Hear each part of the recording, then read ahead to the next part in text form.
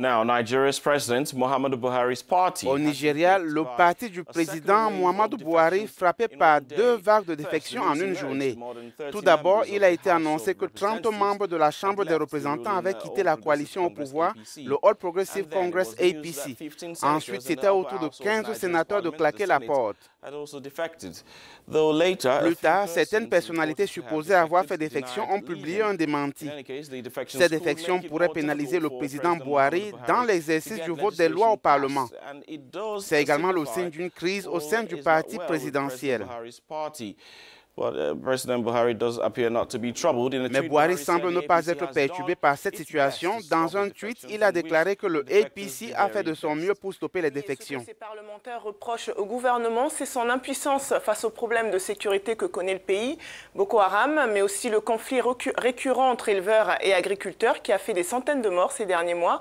Et à 6 mois de l'élection présidentielle, ces défections compliquent les choses pour le président Muhammadu Buhari, qui brigue un second mandat.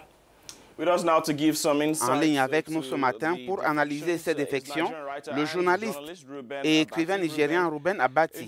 Merci Ruben.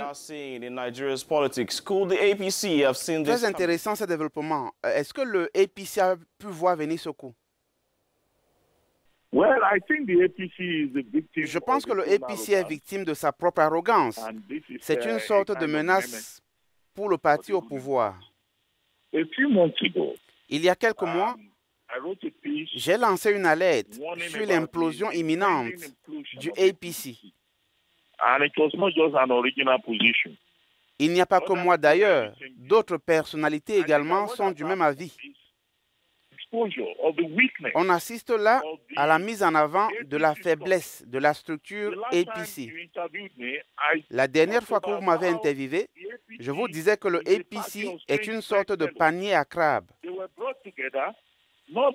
Ils ne sont unis par aucune idéologie, aucune philosophie, ni par un quelconque engagement envers l'intérêt général. Ce parti a été créé pour débarquer l'ancien président Goodluck Jonathan du pouvoir par tous les moyens. Alors, quand vous créez une formation politique sur la base de la vendetta et l'incrimination, il faut s'attendre à ce genre de résultats. C'est une leçon non pas seulement pour le APC, mais pour toute structure politique similaire en Afrique.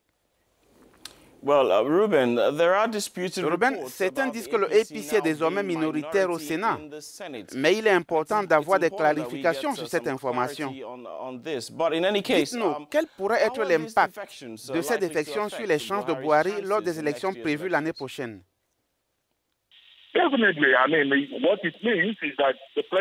C'est certain que le président ira à cette élection avec un handicap. Il a été abandonné par ceux-là qui l'ont soutenu en 2015. Le bloc APC s'est effondré. Le APC est une coalition de plusieurs partis. L'ancien Action Progress du Nigeria, l'ancien CPC du Nigeria, qui était une faction dissidente du PDP en 2014.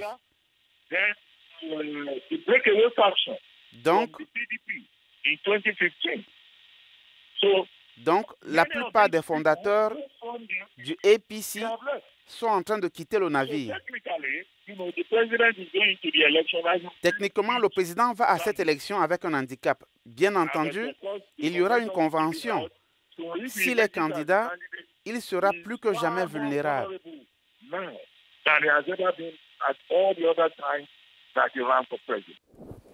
You say President Buhari is far more vulnerable right now, but are there guarantees? Dites-nous, qu'est-ce qui garantit que cette coalition de l'opposition qui vient de se former pourra battre Buhari en 2019, étant donné qu'elle est créée sur des bases identiques?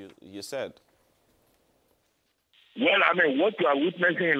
bien, nous assistons actuellement au Nigeria à une reconstitution de ce qui s'est passé en 2014 sous le président Goodluck Jonathan. Un groupe de partis politiques et de groupes d'intérêts s'étaient réunis pour dire qu'ils en ont marre du régime de Jonathan. On vit la même chose en ce moment. Ces mêmes personnes qui ont porté Buhari au pouvoir ne veulent plus de lui. Les Nigérians disent qu'ils en ont assez de ce gouvernement. Les gens disaient vouloir un changement en 2015. Ils en ont encore plus besoin qu'aujourd'hui.